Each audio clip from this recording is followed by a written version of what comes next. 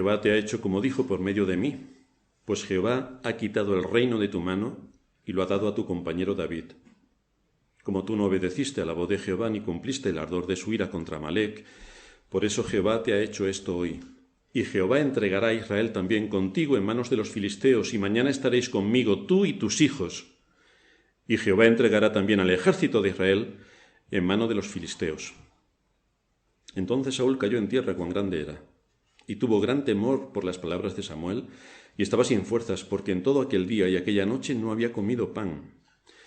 Entonces la mujer vino a Saúl, y viéndolo turbado en gran manera, le dijo: He aquí que tu sierva ha obedecido a tu voz, y he arriesgado mi vida, y he oído las palabras que tú me has dicho. Te ruego, pues, que tú también oigas la voz de tu sierva. Pondré yo delante de ti un bocado de pan para que comas, a fin de que cobres fuerzas y sigas tu camino. Y él rehusó, diciendo: No comeré. Pero porfiaron con él sus siervos juntamente con la mujer. Y él les obedeció. Se levantó, pues, del suelo y se sentó sobre una cama. Y aquella mujer tenía en su casa un ternero engordado, el cual mató luego, y tomó harina y la amasó, y coció de ella panes sin levadura. Y lo trajo delante de Saúl y de sus siervos, y después de haber comido, se levantaron y se fueron aquella noche.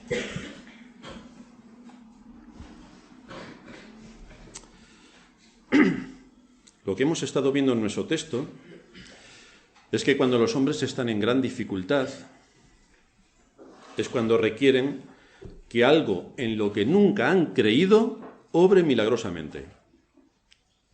Hay un refrán, de hecho, que dice que todos se acuerdan de Santa Bárbara cuando truena. Santa Bárbara es, según los católicos romanos idolátricos, el patrón de las tormentas. Entonces, cuando truena, todo el mundo se acuerda de Santa Bárbara para que los defienda. Y aquí Saúl está a punto de entrar en batalla contra los filisteos y entonces se acuerda de Dios. Entonces se acuerda de Dios. Muchos han vivido sin Dios, pero quieren que Dios les atienda en la hora de su muerte. Se olvidan de Dios durante toda su vida y quieren que Dios les asista en la hora de su muerte. El Señor nos dice por medio del profeta Oseas, en el capítulo 7, versículos del 13 al 15, «Ay de ellos porque se apartaron de mí. Destrucción vendrá sobre ellos porque contra mí se rebelaron. Yo los redimí y ellos hablaron mentiras contra mí y no clamaron a mí con su corazón». Estas palabras no van dichas a los filisteos, no van dichas a los asirios ni a los egipcios. Van dirigidas al pueblo de Israel. Al pueblo de Israel. Todos eran creyentes, supuestamente. ¿O no? Esta es la pregunta que queda, porque realmente no todos eran creyentes. Esa es la situación también en la que se encuentran muchos que se llaman creyentes, que creen que porque van de vez en cuando a la iglesia, o porque les repele la adoración idolátrica de la Iglesia Católica, por esa razón, porque dicen que creen en Dios, ya son creyentes. Y luego nos encontramos como en sus vidas no hay conocimiento de Dios, ni por supuesto hay temor de Dios, para nada. Viven sus propios caminos. Y esa era también la situación y la condición en la que se encontraba Saúl. Su conducta, desde luego, no deja lugar a dudas. No hubo jamás en su vida un reconocimiento de su pecado que le llevase al arrepentimiento. No hubo reconocimiento de pecado que le llevase al arrepentimiento. Mostraba continuamente un espíritu rebelde contra Dios, contra su palabra y contra sus ministros. Todos los medios de gracia los pulverizó. ¿Por qué razón tendría Dios que escuchar la voz de un impío en la hora de su muerte si durante toda su vida fue un rebelde? ¿Por qué razón Dios le tendría que escuchar? Bueno, si la Biblia la hubiéramos escrito nosotros en nuestra época, que somos todos tan buenistas, y sobre todo la religión en general se cree tan buenista, le hubiera dejado una oportunidad a Saúl para arrepentirse y para, bueno, si al final de cuentas era hijo de Israel, por lo tanto, vamos a permitirle que se salve, porque era del pueblo de Israel. Pero vemos como la palabra de Dios no atiende a nacionalidades, atiende a cómo Dios por medio de su Espíritu y a través de la predicación de su palabra llama a su pueblo y entonces hay unas evidencias, cosa que no se ve en absoluto en Saúl. Vimos que como las puertas del infierno no se le abrieron, recordamos ahora un poco el sermón anterior, como las puertas del infierno, como las puertas del cielo no se le abrieron, Saúl llamó a las puertas del cielo y Dios no le habló, Saúl se dirige ahora a las puertas del infierno. Así que debemos recordar lo importante que esto supone para que nadie piense, primero, que Saúl era creyente, como piensa la mayoría de los creyentes. Esto es falso de toda falsedad viendo su vida. Y también que nadie piense que fue realmente Saúl quien vino a esta convocatoria, porque también es falso de toda falsedad. Esto es la ignorancia supina que hay y que reina en el mundo de los cristianos cuando no se dedican a estudiar con rigor la palabra de Dios. El contexto es que Dios cierra su boca. Dios cierra su boca a través de los medios por los que Él comunica su palabra a su pueblo, quedan completamente cerrados. Y entonces Saúl busca a través de una medium, hija de Satanás, la salida a su desesperación y miedo. Esto es lo que nos encontramos. Estuvimos viendo algunos aspectos de por qué, cuáles son los argumentos que nos muestran que esto no era, que la persona que aparece aquí no era Samuel. Y dijimos que en primer lugar, que si Dios habla a través de su palabra, si Dios habla a través de su palabra, y en aquel tiempo a través de sus profetas, y los medios que él había establecido, y se nos dice que consultó Saúl a Jehová, pero Jehová no le respondió ni por sueños, ni por Urim, ni por los profetas, Dios cerró toda comunicación con Saúl. Había una negativa, una indisposición por parte de Dios para atender la petición de Saúl. Se acabaron los mensajes, no hay nada más. Esto es una contundente razón para entender por qué no podía ser el verdadero Samuel, estando muerto, quien viniese a esa convocatoria, si Dios ya había cerrado su boca. ¿Por qué razón iba a venir Samuel, el verdadero? En segundo lugar, estuvimos viendo cómo la medium sabe que su oficio está penado de acuerdo a la ley. Está penado, es pena de muerte, consultar a los adivinos. Y esta era la ley civil de Israel, mandada por Dios. Y se lo hace saber a Saúl, quien va astutamente disfrazado para que nadie le conozca, de manera que tanto la mujer como Saúl, como sus hombres, saben exactamente que están actuando en contra de la ley de Dios. ¿Por qué Dios habría de violar su propia ley haciendo que Samuel saliese de su lugar de los muertos para ir al lugar de los vivos? ¿Por qué razón lo haría? En tercer lugar, esta mujer identifica el origen de aquellos que suben, habla en plural, suben de la tierra y les otorga un poder específico. Son dioses que suben de la tierra. Y los que suben de la tierra, ya dijimos que en las Escrituras, son las fuerzas satánicas. Suben de la tierra, vienen del abismo y suben de la tierra. Y también se nos habla de dioses en plural, que son términos utilizados tanto para los seres humanos, el Señor lo utiliza en Juan 10:34 haciendo mención de un salmo, como también para los seres invisibles que se apartaron siguiendo a Satanás. Saúl no creyó la palabra del profeta cuando estaba vivo. No aceptó la palabra de Dios que le era comunicada por los medios de gracia que Dios había establecido. ¿Y ahora va a creer la palabra de una mujer que es hija de Satanás? Este hombre no creyó jamás a Dios, pero sí que está dispuesto a creer a una mujer. Y dijimos también que esto ocurre entre muchos que se llaman creyentes, que más bien son supersticiosos, no son creyentes, son supersticiosos. Dan más credibilidad a las señales que a la palabra de Dios. Y recordamos lo que el Señor decía en Lucas 11:29.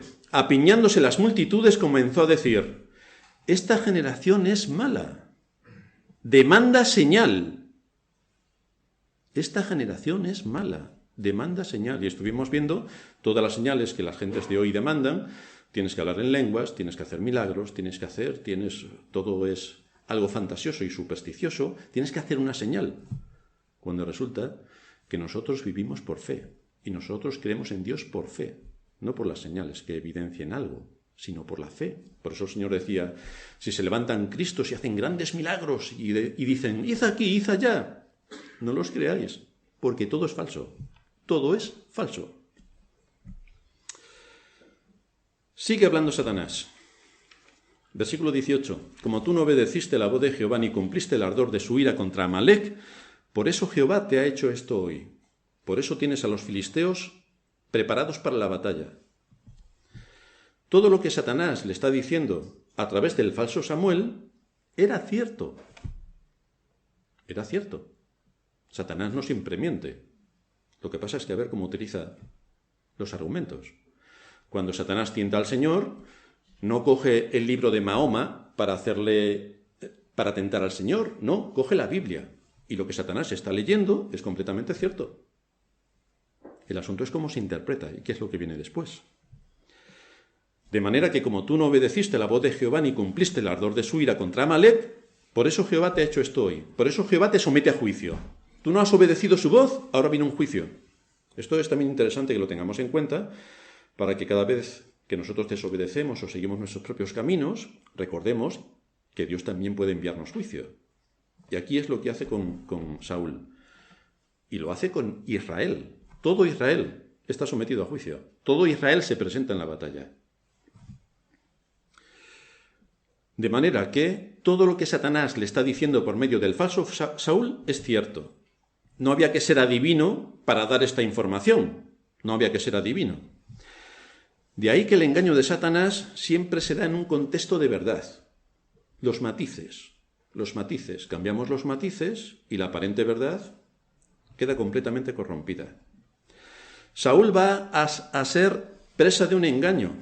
Fijaos que él fue disfrazado para engañar a Satanás. Cualquiera engaña a Satanás. Y resulta que el gran engañador se ha disfrazado de Samuel para engañar a Saúl. Versículo 19, Jehová entregará a Israel también contigo en manos de los filisteos y mañana estaréis conmigo, tú y tus hijos. Y Jehová entregará también al ejército de Israel en mano de los filisteos. Todo esto que hablaba del futuro inmediato era verdad. Es exactamente lo que iba a ocurrir. Pero esa verdad encerraba algo que Saúl no entendió. No entendió. El falso Samuel le dijo, mañana estaréis conmigo tú y tus hijos. Tenemos que diferenciar la mentira del engaño, porque son dos cosas distintas. Satanás no le estaba mintiendo, pero sí le estaba engañando. Por ejemplo, una mentira es cuando alguien llama a nuestro trabajo, buenos días, ¿se puede poner Pepito? Quien coge el teléfono, mira a Pepito, Pepito, te llaman por teléfono. Y Pepito le dice, dile que no estoy. Evidentemente no le va a decir, oye, que me dice que no está. Eso no se lo puede decir. Pero le dice, no está Pepito. Eso es una mentira, porque Pepito sí está y tú le estás diciendo que no está. Ahora, otra situación con el mismo entorno. Buenos días, ¿se puede poner Pepito? La persona deja el altavoz para que no se oiga. Pepito, que preguntan por ti. Pues dile que no estoy. La persona que no quiere mentir se da la vuelta y dice, pues ahora no veo a Pepito, pero cuando vea a Pepito le diré que has llamado. ¿Veis la diferencia entre la mentira y el engaño? ¿Cuál es el mensaje que recibe la persona que ha llamado? Porque quien está hablando no ha mentido, pero sí lo ha engañado. Evidentemente, si Pepito está aquí y tú te das la vuelta, no veo a Pepito. Claro, no veo a Pepito. Ese es el engaño. Este es el engaño que está produciendo Satanás ahora.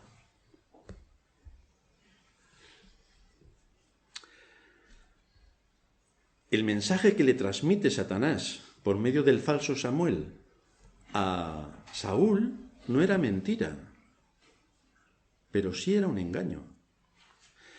Porque Saúl, lógicamente, entendería que al día siguiente estaría con Samuel en el cielo. Pero esto no era lo que iba a pasar. Es lo que él entendió. El engaño, por tanto, fue mayúsculo.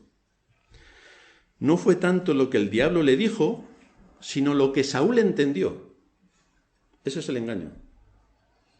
Lo que Saúl entendió con las palabras que la falsa criatura, que la criatura verdadera le dijo, el falso Samuel, Saúl dedujo otras cosas. Ese es el engaño. Aún así, el hecho de que su vida estuviera a punto de acabarse le impactó enormemente. Nos dice la Escritura en el versículo 20 que Saúl cayó en tierra, cuán grande era. Tuvo gran temor por las palabras de Samuel y estaba sin fuerzas porque en todo aquel día y aquella noche no había comido pan. Luego continúa la escena donde la mujer le prepara comida para que tomes fuerzas y se marche. Pero de toda esta historia que hoy estamos tratando, de todo este capítulo, Hay algunas enseñanzas importantes que siguen marcando la vida y la conducta de un impío, lo cual es sintomático y evidente de quién era Saúl, al que muchos, repito, dicen que era cristiano, que era creyente. Si por sus frutos los conoceréis, dice la Escritura, por sus frutos los conoceréis, vamos a ver 7 cosas que apuntan a Saúl como que no era creyente. 7 cosas. La primera, Saúl busca respuestas y consuelo, pero no en Dios. La segunda, Saúl está aterrado, pero no se humilla ante Dios. La tercera, Saúl no confesó sus pecados. La cuarta, Saúl no ofreció sacrificios. La quinta, Saúl no presentó súplicas. La sexta, Saúl no siente carga ni por sus hijos ni por su pueblo. Y la séptima, Saúl no hizo nada para salir de esa situación. Vamos a analizarlas brevemente para ver qué es lo que está ocurriendo, qué es lo que hace un impío y qué es lo que podríamos esperar que hiciera un hijo de Dios. La primera, por tanto, Saúl busca respuestas y consuelo, pero no en Dios. Nuestro Señor nos da promesas abundantes de consuelo para todos los creyentes, continuamente. Isaías 66:13, como aquel a quien consuela a su madre, así os consolaré yo a vosotros, y en Jerusalén tomaréis consuelo, yo soy vuestro consolador. 2 Corintios 1:4, el cual nos consuela en todas nuestras tribulaciones, para que podamos también nosotros consolar a los que están en cualquier tribulación, por medio de la consolación con que nosotros somos consolados por Dios. Y si vamos leyendo el resto de las Escrituras, veremos cómo Dios consuela a su pueblo, cómo Dios consuela. La gran promesa que nos dejó nuestro Señor es que tendríamos de forma permanente al Espíritu Santo, que se le llama el Consolador. Él será nuestro consuelo. Él será nuestro consuelo permanente.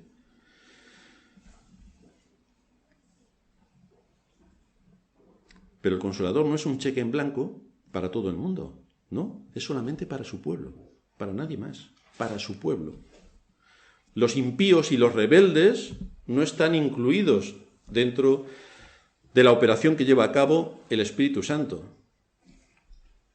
El Espíritu Santo no responde de forma milagrosa, sino que responde a través de los instrumentos, y estos instrumentos, a través de quienes Dios ofrece el consuelo a su pueblo, son en muchos casos nuestros propios hermanos. Por eso dice Pablo en 2 Corintios 7:6, pero Dios que consuela a los humildes, Dios que consuela, nos consoló. ¿Cómo, Pablo? ¿Cómo te consoló? Dice Pablo, con la venida de Tito, mi hermano, vino y me consoló, me dio consuelo. En medio de gran presión y prueba, Pablo fue consolado por medio de Tito. Dios consuela a través de la lectura de su palabra. Dios consuela incluso por nuestros pastores, que parece que están aquí para darnos latigazos. No, se expone la palabra de Dios y Dios nos consuela a través de la predicación de su palabra, sabiendo cómo Él gobierna sobre todas las cosas y que cuida a su pueblo como a la niña de sus ojos. Pero nada de todo esto ocurrió en Saúl. No buscó el consuelo en Dios. Fue a visitar los medios de gracia para que le sacasen de un problema que tenía con el ejército filisteo. Pero de su corazón no tuvo en cuenta nada, que es donde estaba el problema. Fue a consultar a una hija de Satanás, invocó a Satanás y Satanás le atendió. Por otra parte, no recibió ningún consuelo para su espíritu de parte de todos aquellos que estaban con él. No recibió consuelo para su espíritu, recibió pan. Pero no solo de pan vivirá el hombre, sino de toda palabra que sale de la boca de Dios. Y él solo recibió pan. Si nosotros recibimos a través de la palabra de Dios todo cuanto nos es necesario para nuestro desarrollo espiritual y para nuestro desarrollo intelectual, el que Dios cierre su boca supone una terrible condenación, como la que estaba sobre la cabeza de Saúl. En segundo lugar, Saúl está aterrado, pero no se humilla delante de Dios. No reconoce la situación en la que está. Esto lo vemos en lo que hace después de que no obtiene respuesta por parte de Dios. ¿Cuál es su conducta? Dios no le abre su boca. ¿Y cuál es su conducta? El salmista dice, Salmo 51, 17, Al corazón contrito y humillado no despreciarás tú, oh Dios, a corazón contrito y humillado. Pero no vemos a Saúl dirigirse a Dios con carga en su corazón, aunque Dios no le responda, con carga en su corazón, poniéndose de rodillas delante de Dios, humillándose y reclamando su presencia persistentemente, como lo encontramos en la parábola de la viuda y el juez injusto. El juez injusto. Y le dijo a la viuda, bueno, para que no me sea más pesada, le voy a conceder el deseo de su corazón, por pesada. ¿Y por qué Saúl no actuó de esta manera? ¿No es del pueblo de Israel? Cabría esperar que mostrase esa disposición, pero no la mostró. Aunque el Samuel falso hubiera sido el verdadero, esto no produjo ningún impacto en él para que buscase en Dios el perdón. Ningún impacto. Por eso recordamos la parábola que el Señor dio acerca del rico y Lázaro, cuando el rico le decía a Abraham, que alguien se levante de los muertos y vaya y le hable a mis hermanos para que se conviertan. ¿Y qué le dice el Señor? Ya tienen a Moisés y a los profetas. Si no creen en la palabra de Dios, no creerán aunque alguien se levante de los muertos. Mira, aquí imaginémonos que era el verdadero Samuel, que se levanta de los muertos. ¿Cuál es el impacto que produce en él? Ninguno. Ninguno. Cero. Nada. En tercer lugar, Saúl no confesó sus pecados, y tiene bastantes. Tenía graves pecados de los que arrepentirse. No estaba liderando a Israel, no era un rey. Era un aprovechado y un soberbio, pero no estaba liderando a Israel de acuerdo a lo que se esperaba de un rey. No había restituido las ofensas causadas a David, quitándole a su esposa, que era su hija, y separó el matrimonio, degradándole delante del ejército al que servía con fidelidad, persiguiéndole como si fuese un proscrito. No había ninguna disposición para arrepentirse del salvaje crimen que cometió contra los sacerdotes de Nob, que los mató a todos ellos, a sus familias y a sus hijos. No tenía el más mínimo remordimiento por sus desacatos constantes a Samuel y sus mentiras permanentes para no asumir su responsabilidad. Nada. Nada. Ningún pecado fue aceptado por él. Por lo tanto, si no se acepta un pecado, ¿cómo me voy a arrepentir de un pecado que no creo que he cometido? Y si no hay arrepentimiento, no hay perdón. Y si no hay perdón, no hay salvación. Esa es la secuencia. En cuarto lugar, Saúl no ofreció sacrificios. Esta era una práctica habitual dentro del pueblo de Israel. Los sacrificios delante de Dios. Fijaos, y esto es curioso que aparece en el texto, que los que están con él matan un becerro, pero no para sacrificarlo a Dios, como ofrenda, evidentemente, porque está en un contexto satánico. Esto es una evidencia más. Matan un becerro, pero no para ofrecerlo a Dios como sacrificio por el pecado, sino para satisfacer al hombre. No para honrar a Dios, para satisfacer al hombre. Si no había reconocido ni se había arrepentido de sus pecados, era completamente imposible que presentase un sacrificio. ¿Para qué? El primer sacrificio lo identifica el salmista. Los sacrificios de Dios son el espíritu quebrantado. Ahí tienes el primer sacrificio. Los sacrificios a Dios son el espíritu quebrantado. ¿Había temor de Dios en el corazón de Saúl? ¿Había un reconocimiento de Dios como su Señor? En absoluto. Él era su propio Dios. Él era su propio Señor. No había ningún dolor por su pecado. No se evidenciaba el más mínimo alcance de arrepentimiento. Nada. Cero. En quinto lugar, Saúl no presentó súplicas. El Salmo 116 se titula Acción de gracias por haber sido librado de la muerte. Él estaba a punto de morir. Y dice el salmista, Salmo 116, Amo a Jehová, pues ha oído mi voz y mis súplicas, porque ha inclinado a mí su oído. Por tanto le invocaré en todos mis días, Me rodearon ligaduras de muerte, me encontraron las angustias del Seol, angustia y dolor había yo hallado. Entonces invoqué el nombre de Jehová diciendo, oh Jehová, libra ahora mi alma. Este es el clamor de un hijo de Dios. ¿Qué escuchamos en Saúl? Nada. No tiene ninguna carga por su pecado. No hay en él espíritu de arrepentimiento. No hay en él un corazón contrito delante de Dios. No hay nada. En sexto lugar, Saúl, esas son ahora las evidencias prácticas. Saúl no siente carga ni por sus hijos ni por su pueblo. Este es el tremendo alcance del pecado. Hace insensible a la persona para todo lo que le rodea. Para todo. Él era el rey de Israel. Tenía una posición de responsabilidad. ¿Nosotros qué esperamos que haga alguien que tiene responsabilidad? Bueno, y si no la tiene también. ¿Qué esperamos nosotros que hagan nuestros hijos? Pues lo que está de acuerdo a su edad y capacidad. ¿Qué esperamos que haga nuestro esposo o nuestra esposa? Lo que está de acuerdo a su responsabilidad. ¿Qué esperamos que hagan nuestros pastores? Lo que está de acuerdo a su responsabilidad. Esperamos que hoy se preparen los sermones y vengan y nos expongan la palabra de Dios y no digan, queridos hermanos, que esta semana es que he estado muy ocupado. A ver, hoy vamos a cantar todo el rato. ¿Qué esperamos de nuestros trabajos? Que cuando llegue fin de mes nos paguen la nómina. Si no, el siguiente mes ya sabemos quién va a trabajar. Esperamos responsabilidades por parte de todos. ¿Qué es lo que podíamos esperar del rey de Israel? Que cumpliese a la perfección con el papel y el oficio que tenía encomendado. ¿Quién puede liderar nuestros ejércitos? Tenemos que recordar la conducta y la actitud de Saúl en la batalla contra Goliat. ¿Por qué razón el rey no es el primero en presentar batalla, sino que se nos narra que había miedo en Israel? En nuestro tiempo ya sabemos que los políticos, el que no es cobarde, pero en aquellos tiempos eran hombres, no como ahora. Incluso en aquellos tiempos los sacerdotes y los profetas eran hombres, no como ahora.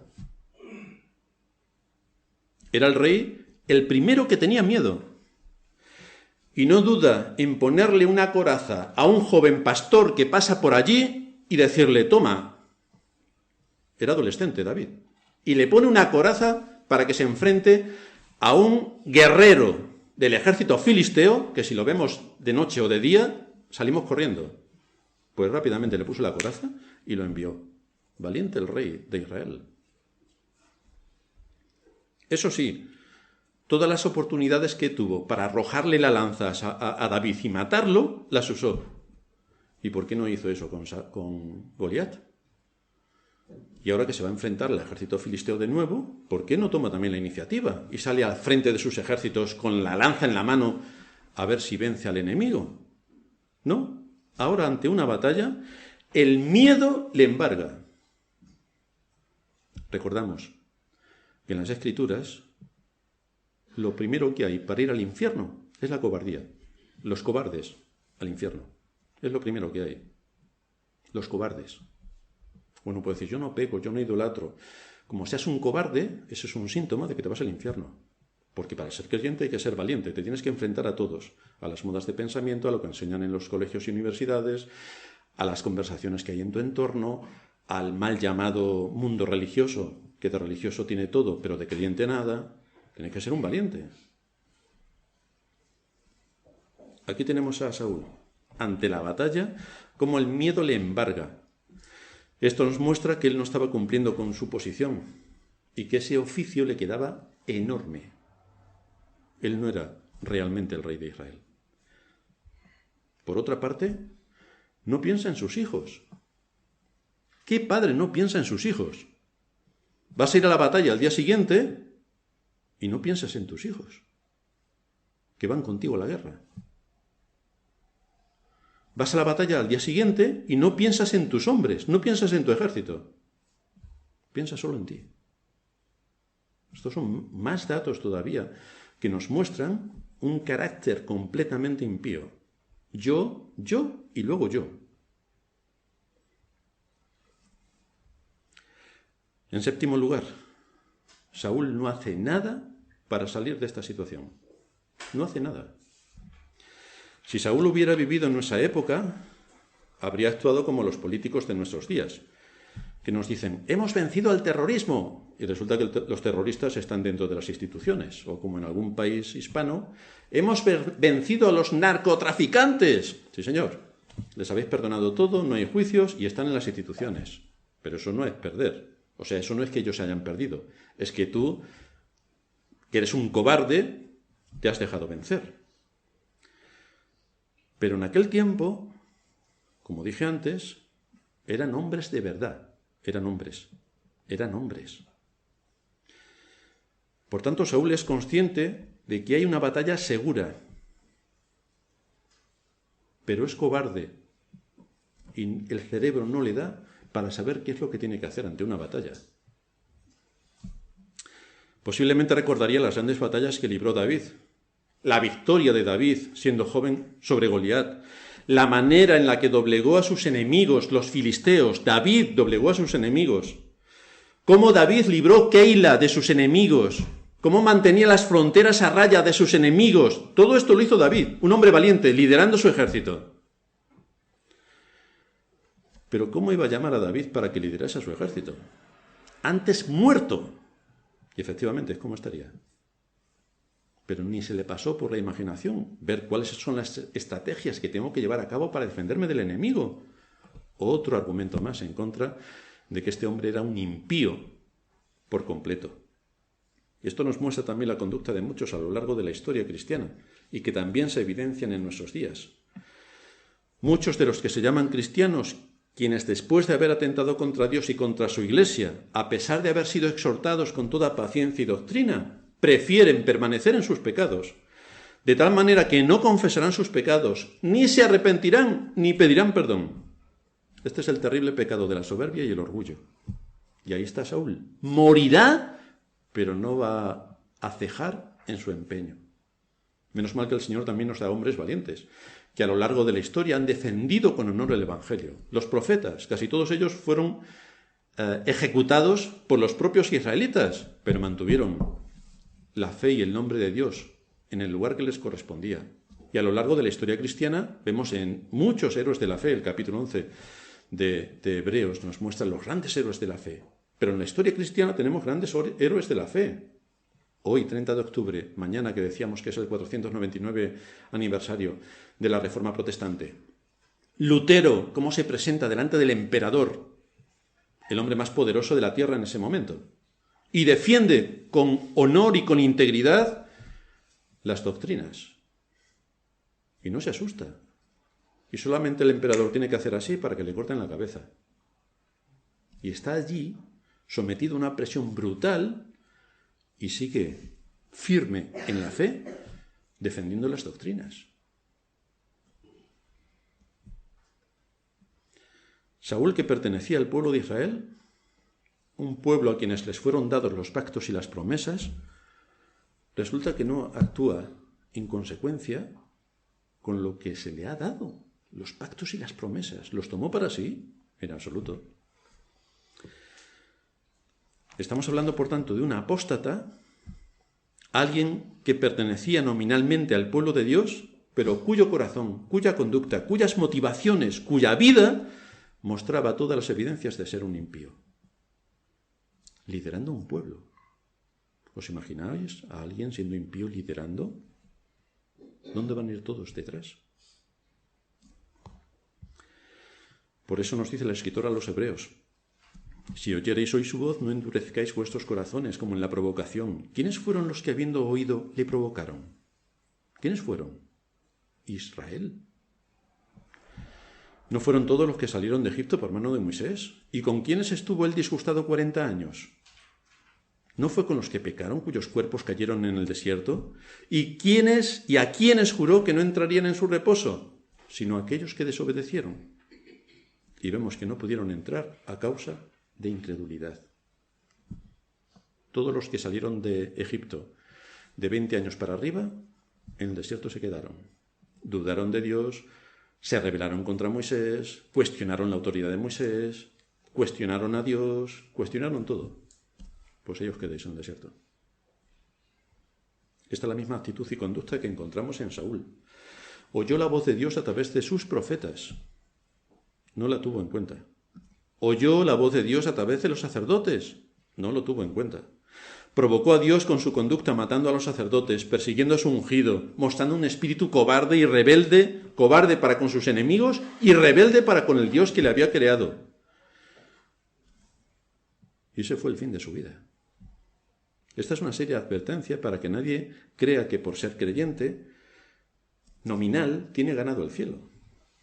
Hay evidencias claras que muestran una conducta de piedad, unas motivaciones correctas, un reconocimiento de lo que Cristo ha hecho por mí. Tiene que haber evidencias claras. Tiene que haber evidencias de todo lo que implica la salvación.